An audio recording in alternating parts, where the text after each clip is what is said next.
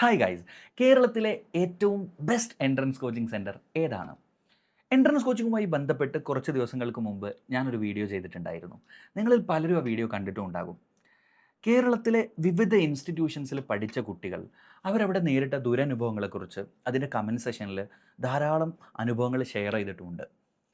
നോക്കൂ, ആ അനുഭവങ്ങളെല്ലാം നമ്മളൊന്ന് നോക്കിക്കഴിഞ്ഞാൽ അതിലെ മഹാഭൂരിപക്ഷവും കുട്ടികൾ ഇൻസ്റ്റിറ്റ്യൂഷൻസിൽ നേരിട്ട സ്ട്രെസ്ഫുൾ എൻവയോൺമെൻറ്റിനെ കുറിച്ചും അതുപോലെ തന്നെ അവർ എക്സ്പെക്റ്റ് ചെയ്തതിൽ നിന്ന് നേരെ ഓപ്പോസിറ്റ് ആയിട്ടുള്ള അനുഭവങ്ങൾ അവിടെ ഉണ്ടായതിനെക്കുറിച്ചുമാണെന്ന് നമുക്ക് കാണാൻ പറ്റും.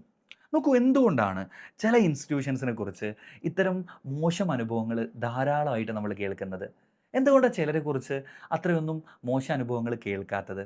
അതിൻ്റെ കാരണം ഒരു ഇൻസ്റ്റിറ്റ്യൂഷൻ ഭയങ്കര അടിപൊളിയാവുന്നതും മറ്റൊരു ഇൻസ്റ്റിറ്റ്യൂഷൻ വളരെ മോശമാവുന്നത് കൊണ്ടല്ല. മറിച്ച് എൻട്രൻസ് കോച്ചിങ്ങിന് പോകുന്ന കുട്ടികൾ അറിഞ്ഞിരിക്കേണ്ട ബേസിക് ആയിട്ടുള്ള ചില കാര്യങ്ങളുണ്ട്. ഇതറിയാതെ എൻട്രൻസ് കോച്ചിങ്ങിന് പോകുന്നത് കൊണ്ടാണ് ചില ഇൻസ്റ്റിറ്റ്യൂഷൻസിൽ നിങ്ങൾക്ക് മോശം അനുഭവങ്ങൾ ഉണ്ടാവുന്നത്. ഗൈസ്, നിങ്ങൾ എൻട്രൻസ് കോച്ചിങ്ങിന് പോകാൻ ഉദ്ദേശിക്കുന്ന ആളാണെങ്കിൽ ഈ വീഡിയോ മസ്റ്റായിട്ട് കാണണം. അതല്ലെങ്കിൽ കോച്ചിങ്ങിന് പോകാൻ ഉദ്ദേശിക്കുന്ന നിങ്ങളുടെ ഫ്രണ്ട്സിന് ഈ വീഡിയോ നിങ്ങൾ ഷെയർ ചെയ്ത് കൊടുക്കണം. I'm doctor Bilal. Welcome to voice of Bilal. Okay, now ഏതാണ് ഏറ്റവും ബെസ്റ്റ് ഇൻസ്റ്റിറ്റ്യൂഷൻ? അത് പറയുന്നതിന് മുമ്പ് ഞാൻ എൻ്റെ 1-2 അനുഭവങ്ങൾ നിങ്ങളുമായിട്ട് ഷെയർ ചെയ്യാം. ആദ്യത്തേത് കഴിഞ്ഞ വർഷം ഉണ്ടായതാണ്. ഞാൻ എല്ലാ ദിവസവും ക്ലാസ് കയറി കഴിഞ്ഞാൽ ആദ്യത്തെ ഒരു 10-20 മിനിറ്റ് കുട്ടികളെ ഉപദേശിക്കുക ചെയ്യുക. ഉപദേശവും മോട്ടിവേഷനും ഒക്കെ ആയിരിക്കും ആദ്യത്തെ 20 മിനിറ്റ് ഉണ്ടാവുക. അങ്ങനെ കഴിഞ്ഞ വർഷം ഏകദേശം എക്സാമിനോട് അടുത്ത സമയമാണ്. എക്സാം ആവാൻ ഇനി കുറച്ച് സമയം കൂടി ബാക്കിയുള്ളൂ. കുറച്ച് മാസങ്ങളെ ബാക്കിയുള്ളൂ. അപ്പോൾ അത്രയും ഇൻറ്റൻസ് ആയിട്ട് പ്രിപ്പറേഷൻ നടക്കേണ്ട ഒരു സമയത്താണ് ഞാൻ ക്ലാസ്സിൽ കയറുന്നത്, ഒരു വെള്ളിയാഴ്ച. അന്ന് ഹോൾ ഡേ ആ ഒരു ബാച്ചിൽ ഞാനാണ്, രാവിലെ തൊട്ട് ഈവനിങ് വരെ. അങ്ങനെ അന്ന് ഞാൻ സ്വാഭാവികമായിട്ടും ക്ലാസ്സിൽ കയറി. ഞാൻ 10-20 മിനിറ്റല്ല, അരമണിക്കൂറോളം ഈ മോട്ടിവേഷനൊക്കെ പറഞ്ഞു. പഠിക്കേണ്ടതിന് അനിവാര്യതയെക്കുറിച്ചും കേരളത്തിലെ ബാക്കി ഇൻസ്റ്റിറ്റ്യൂഷനിലെല്ലാം കുട്ടികൾ കുത്തിയിരുന്ന് പഠിച്ചുകൊണ്ടിരിക്കുകയാണ്. ഇതൊരു മത്സര പരീക്ഷയാണ്. ഈ മത്സര പരീക്ഷയിൽ നിങ്ങൾ എല്ലാവരെക്കാൾ മാർക്ക് വാങ്ങുക, എല്ലാവരെക്കാൾ പഠിക്കുക, എല്ലാവരെക്കാൾ അധികം വർക്ക് ചെയ്യുക എന്നുള്ളതാണ് ടോപ്പ് റാങ്ക് കിട്ടാനുള്ള ഒരേ ഒരു മാർഗ്ഗം എന്ന് പറയുന്നത്. അങ്ങനെ എല്ലാം ഞാൻ പറഞ്ഞു കൊടുത്തു. ഒക്കെ കഴിഞ്ഞ് ഞാൻ ക്ലാസ് തുടങ്ങി. അങ്ങനെ ഒരു 12 മണിയായപ്പോൾ അന്നത്തെ ക്ലാസ് ന്യൂൺ ബ്രേക്കായി. നമ്മുടെ വെള്ളിയാഴ്ച ദിവസം ഞങ്ങളുടെ ബ്രേക്ക് ഒരു 12 മണി മുതൽ 2 മണി വരെയാണ്. ഏകദേശം 2 മണിക്കൂർ കുട്ടികൾക്ക് ബ്രേക്ക് കിട്ടും. അങ്ങനെ ഞാൻ 12 മണിക്ക് ഇറങ്ങി പള്ളിയിലൊക്കെ പോയി തിരിച്ച് 1:30 ആയിട്ടുണ്ട് ഞാൻ തിരിച്ച് ക്ലാസ്സിലേക്ക് വരുന്ന സമയത്ത്. ഇൻസ്റ്റിറ്റ്യൂഷനിലേക്ക് വരുന്ന സമയത്ത്. അങ്ങനെ ഇൻസ്റ്റിറ്റ്യൂഷനകത്തേക്ക് ഇങ്ങനെ കടന്നപ്പോൾ ഭയങ്കരമായിട്ട് സൗണ്ട് കേൾക്കുകയാണ്. ഒരുപാട് ക്ലാസ് റൂമുകളുണ്ട്. ഇങ്ങനെ വട്ടത്തിലാണ് ഒരു ബിൽഡിങ്. ഒരുപാട് ക്ലാസ് റൂമുകളുണ്ട്. അപ്പോൾ അവിടുന്ന് മൊത്തത്തിൽ ഭയങ്കര സൗണ്ടാണ്. അപ്പോൾ എന്താണെന്ന് വെച്ചാൽ എല്ലാ ക്ലാസ്സിലും ഭീകര സംസാരമാണ്, വർത്താനാണ്. അപ്പോൾ ഞാനിങ്ങനെ ഒന്ന് കയറി എല്ലാ സ്ഥലത്തും മെല്ലെ ഒളിഞ്ഞു നോക്കി ഇങ്ങനെ നടന്നു. അപ്പോൾ എല്ലാ സംസാരം നടക്കുന്നുണ്ട്. ഞാൻ അന്ന് രാവിലെ കയറിയ എൻ്റെ ക്ലാസ് റൂം ഉണ്ടല്ലോ, അവിടെയും ഫുള്ള് വർത്താനാണ്. ഒരു 10% കുട്ടികൾ പഠിക്കുന്നുണ്ട്, ബാക്കിയുള്ളവരൊക്കെ വർത്താനാണ്. എനിവേ ഞാൻ അവിടുന്ന് ആരോടും പറയാതെ നേരെ സ്റ്റാഫ് റൂമിലേക്ക് പോയി. അത് കഴിഞ്ഞ് ഞാൻ 2 മണിക്ക് തിരിച്ച് വീണ്ടും ക്ലാസ്സിലേക്ക് കയറി. ഞാൻ ക്ലാസ് കയറിയ സമയത്ത് എനിക്ക് കുട്ടികളോട് ദേഷ്യമൊന്നുമല്ല തോന്നിയത്, എനിക്ക് ഭയങ്കര സങ്കടമാണ് തോന്നിയത്.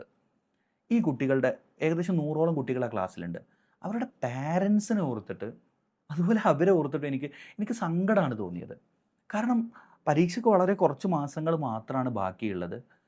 ഒരു വർഷത്തോളം റിപ്പീറ്റ് ചെയ്യാൻ വേണ്ടി +2 കഴിഞ്ഞ് വന്ന ഏകദേശം 2 ലക്ഷം രൂപയോളം ചിലവാക്കി വന്ന കുട്ടികളാണിവർ. പല പേരൻസും കയ്യിൽ പൈസ ഇല്ലാഞ്ഞിട്ടും പഠിക്കാൻ വേണ്ടി ഇവരെ അയച്ചതാണ്. ലുക്ക്, എൻട്രൻസ് എന്ന് പറയുന്നത് ഒരു കോമ്പറ്റീറ്റീവ് പരീക്ഷയാണ്. എല്ലാവരെക്കാൾ പഠിച്ചാൽ മാത്രമേ റാങ്ക് കിട്ടുള്ളൂ. അപ്പോൾ ഈ രൂപത്തിലാണെങ്കിൽ അവർക്ക് കിട്ടാൻ സാധ്യതയില്ല. അപ്പോൾ എനിക്ക് ഭയങ്കര സങ്കടമാണ് ഫീൽ ചെയ്തത്. ഞാൻ അവരെ ചീത്ത പറയാനൊന്നും നിന്നില്ല. പക്ഷേ ഞാൻ അവരോട് ഈ യാഥാർത്ഥ്യം തുറന്നു പറഞ്ഞു. മക്കളെ, 1.5 ലക്ഷത്തോളം കുട്ടികൾ കേരളത്തിൽ ഈ പരീക്ഷ എഴുതുന്നുണ്ട്. അതിൽ ഒരു 10,000 കുട്ടികളെങ്കിലും മുഴുവൻ സമയം പഠിക്കുന്നവരായിരിക്കും.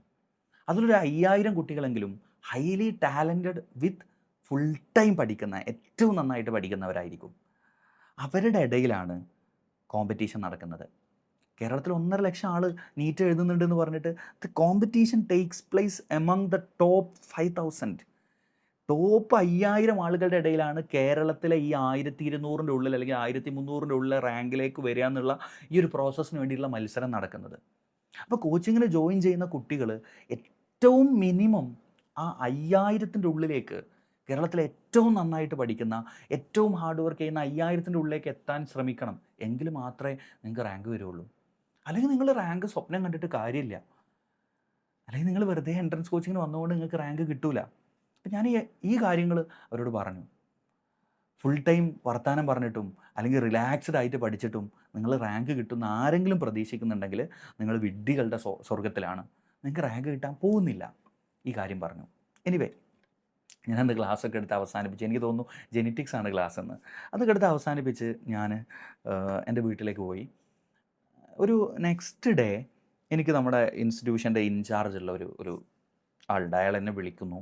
എന്നെ വിളിച്ചിട്ട് പറയാണ്, ബിലാൽ സാറേ, നിങ്ങളെക്കുറിച്ചൊരു പരാതി ഒരു പേരൻറ്റിൻ്റെ അടുത്ത് വന്നിട്ടുണ്ട്. ഞാൻ ചോദിച്ചു, എന്താ പരാതി? ആ പേരൻറ്റ് പറഞ്ഞത്, ഈ ബിലാൽ സാറിനൊക്കെ കുട്ടികളെങ്ങനെ ഡീമോട്ടിവേറ്റ് ചെയ്യേണ്ട കാര്യമുണ്ടോ? ഇയാൾ ക്ലാസ്സിൽ ചെന്നിട്ട് നിങ്ങൾക്ക് റാങ്ക് കിട്ടൂല എന്ന് എൻ്റെ മോളടക്കമുള്ളവരോട് പറഞ്ഞു.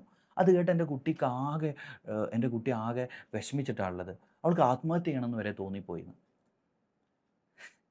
ഞാനാകെ നെട്ടിത്തരിച്ചു പോയി. കാരണം എക്സാമിന് 3-4 മാസം മാത്രം ബാക്കിയുള്ളൊരു സമയത്ത് 2 മണിക്കൂർ ഉച്ചയ്ക്ക് നൂൺ ബ്രേക്ക് കിട്ടുമ്പോൾ പഠിക്കണമെന്ന് തോന്നാത്ത, ആ സമയത്ത് വർത്താനം പറഞ്ഞിരിക്കാൻ മൂടുള്ള, ഒട്ടും പഠിക്കാൻ തയ്യാറല്ലാത്ത ആളുകൾക്ക് നീറ്റ് കിട്ടുക എന്നുള്ളത് വിൽ ബി ഡിഫിക്കൽട്ട് റിയലി. ആ യാഥാർത്ഥ്യ കുട്ടികൾക്ക് പറഞ്ഞു കൊടുത്തു എന്നുള്ളതാണ് ഞാൻ ചെയ്തത്. പക്ഷെ അവിടെ പേരൻറ്റ് പറയുന്നത് കുട്ടിക്ക് റാങ്ക് കിട്ടൂല എന്ന് പറഞ്ഞ് കുട്ടിയെ ഡീമോട്ടിവേറ്റ് ചെയ്തു. Guys, this is not demotivation, it's a reality. നിങ്ങളോട് എനിക്ക് പറയാനുള്ളത്, എൻട്രൻസ് കോച്ചിങ് ഒരു സ്ട്രെസ്ഫുൾ പ്രോസസ്സാണ്. നന്നായി പഠിക്കാൻ നിങ്ങൾ തയ്യാറാണെങ്കിൽ മാത്രം നിങ്ങൾ പോയാൽ മതി. മുഴുവൻ സമയം വർക്ക് ചെയ്യാൻ നിങ്ങൾ റെഡി ആണെങ്കിൽ പോയാൽ മതി. ഇറ്റ്സ് നോട്ട് ദാറ്റ് ഈസി അല്ല എന്ന് മാത്രമല്ല, it's too difficult. It's really difficult. നിങ്ങൾ സ്ട്രെസ്സിൻ്റെ മൂർധന്യതയിലൂടെ കടന്നു പോകും. അങ്ങനെ കടന്നു പോകുന്നവർക്ക് നീറ്റ് കിട്ടൂ. അങ്ങനെ പഠിക്കുന്നവർക്ക്, അത്രയും ഹാർഡ് വർക്ക് ചെയ്യുന്നവർക്ക് നീറ്റ് കിട്ടൂ. സോ എന്തുകൊണ്ടാണ് ചില ഇൻസ്റ്റിറ്റ്യൂഷനെ കുറിച്ച് കുട്ടികൾ കൂടുതൽ ദുരനുഭവങ്ങൾ പറയുന്നതെന്നറിയോ? ആ കുട്ടികൾ നീറ്റ് ഭയങ്കര സിമ്പിളാണെന്ന് കരുതിയിട്ട് പോയി ജോയിൻ ചെയ്യുന്നതാണ് ഒരു കാരണം. എല്ലാം ഞാൻ അങ്ങനെ പറയല്ല. ഇപ്പോൾ ഒരു ഇൻസ്റ്റിറ്റ്യൂഷൻ നിങ്ങൾക്ക് നല്ല ഭക്ഷണം തരുന്നില്ല, നിങ്ങൾക്ക് ഹോസ്റ്റലിൽ നല്ല ഫെസിലിറ്റീസ് തരുന്നില്ല, നിങ്ങളോട് പറഞ്ഞ ക്ലാസ്സുകൾ, നിങ്ങൾക്ക് തരാമെന്ന് പറഞ്ഞ ക്ലാസ്സുകൾ തരുന്നില്ല, അത്തരം പരാതികളൊക്കെ ഉണ്ടെങ്കിൽ അത് ജെനുവിനാണ്. അത്തരം കാര്യങ്ങൾ പല ഇൻസ്റ്റിറ്റ്യൂഷനിലും നടക്കുന്നുണ്ട്. I M agreeing. അതിനെക്കുറിച്ചാണ് ഞാൻ കഴിഞ്ഞ പ്രാവശ്യം വീഡിയോ ചെയ്തിട്ടുണ്ടായിരുന്നത്. അങ്ങനെ കുട്ടികൾക്ക് പ്രോപ്പറായിട്ട് കൊടുക്കാതെ കുട്ടികളുടെ ക്യാഷ് വാങ്ങി അതുകൊണ്ട് ജീവിക്കുന്നവർക്കെതിരെ നമ്മൾ സംസാരിക്കണം. അതേ സമയത്ത് കൂടുതൽ പരാതി വരുന്ന ഇതൊന്നുമല്ല, സ്ട്രെസ്സിനെ കുറിച്ചും ഞങ്ങൾക്ക് വളരെ ദുരനുഭവങ്ങൾ ഉണ്ടായി എന്ന് പറയുന്നത് എൻട്രൻസ് കോച്ചിങ്ങേ ശരിയല്ല എന്നുള്ളൊരു തോട്ടാണ്.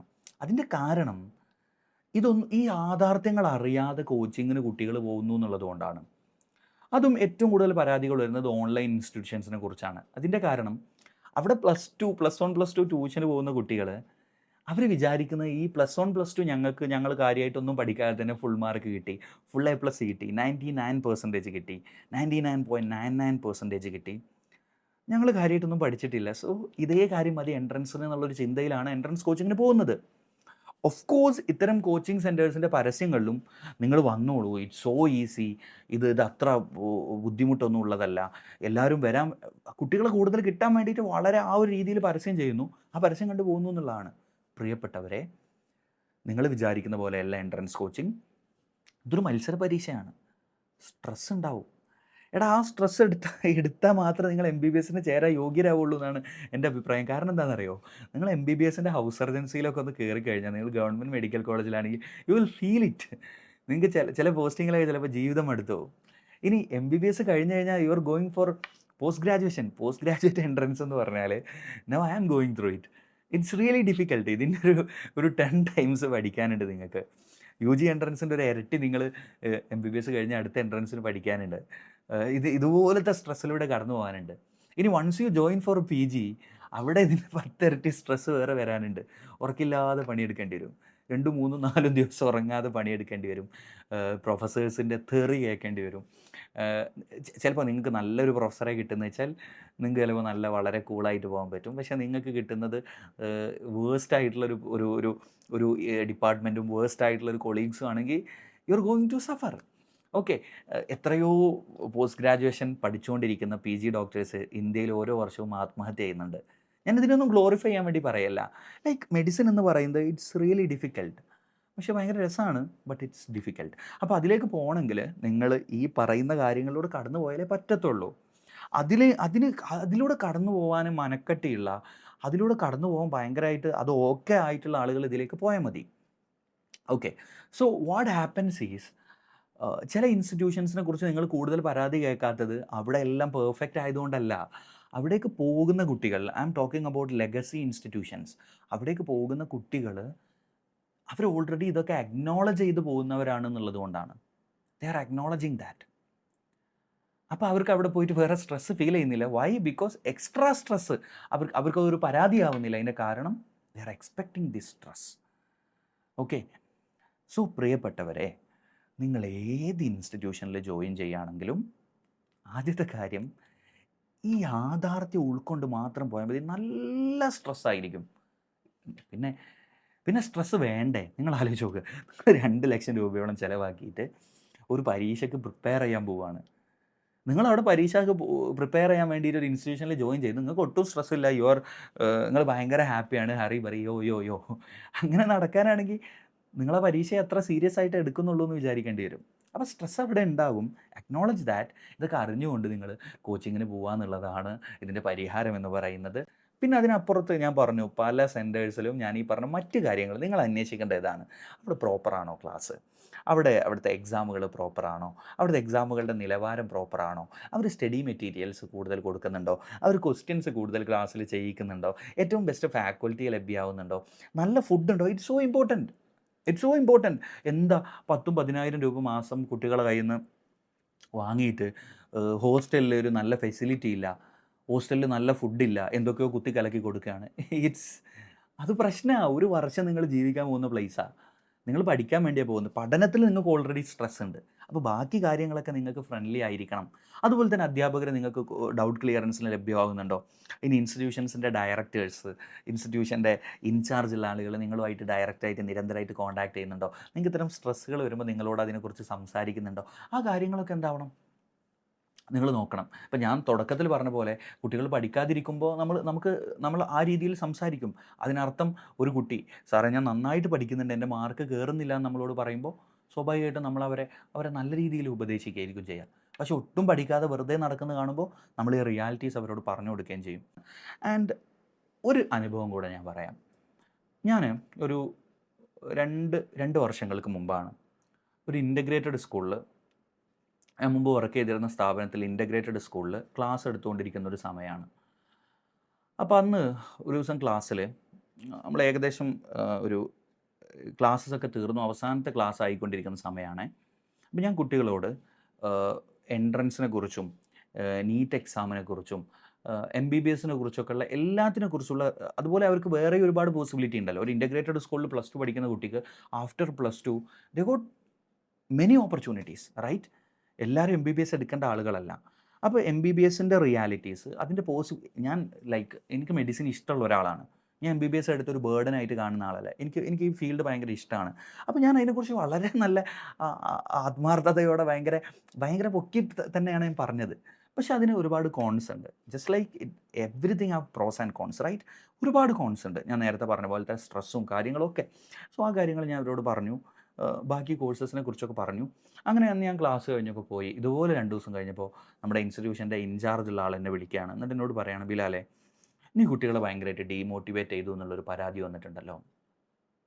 ഞാൻ ഭയങ്കര സ്റ്റക്കായിപ്പോയി. ഡീമോട്ടിവേറ്റോ? ഞാനോ? MBBS എടുക്കണ്ടെന്ന് പറഞ്ഞ് നീ ഡീമോട്ടിവേറ്റ് ചെയ്തു. നിന്നെക്കുറിച്ചും അതുപോലെ തന്നെ ഡോക്ടർ ഷിബിലി എന്ന് പറയുന്ന എൻ്റെ ഒരു ഫ്രണ്ടാണ്.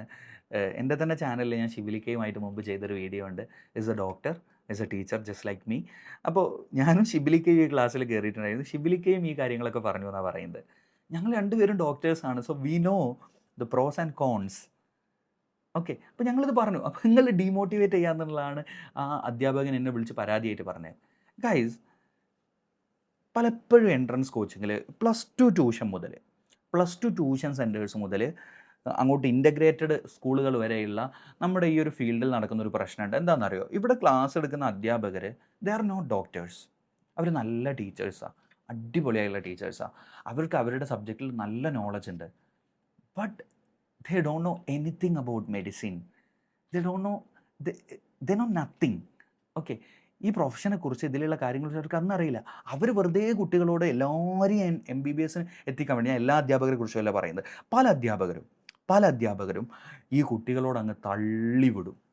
എന്നിട്ട് ഈ കുട്ടികൾ വളരെ തെറ്റിദ്ധരിച്ച് MBBS ഇതാണെന്ന് കരുതിയിട്ട് ഇത് മാത്രം എന്ന് കരുതിയിരിക്കുന്ന കുട്ടികളുണ്ടാവും.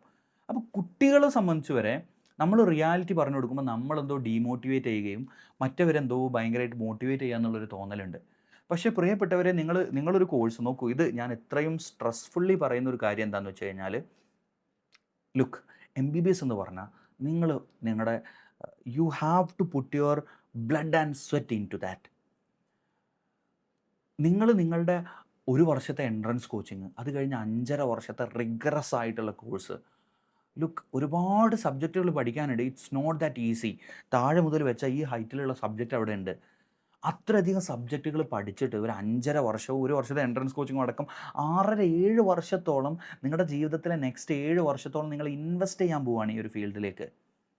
അത് ഇൻവെസ്റ്റ് ചെയ്ത് ഇറങ്ങിയിട്ട് പിന്നീട് നിങ്ങൾക്ക് അതിനകത്ത് ഒന്നും ചെയ്യാനില്ലെങ്കിൽ you will be trapped.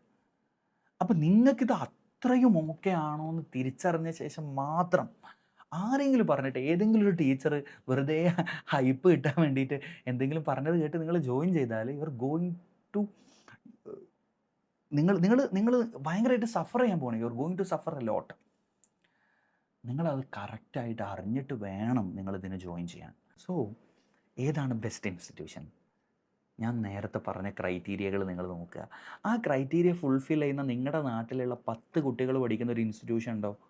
It's okay, നല്ലതാണ്. അതിനെല്ലാം അപ്പുറത്ത് എൻട്രൻസ് എന്ന് പറയുന്ന ഈ ഒരു കാര്യം നിങ്ങൾക്ക് ആപ്റ്റാണോ എന്ന് ഒരു 10,000 തവണ ചിന്തിച്ചിട്ട് മാത്രം ജോയിൻ ചെയ്യുക. And that's it. ബൈ.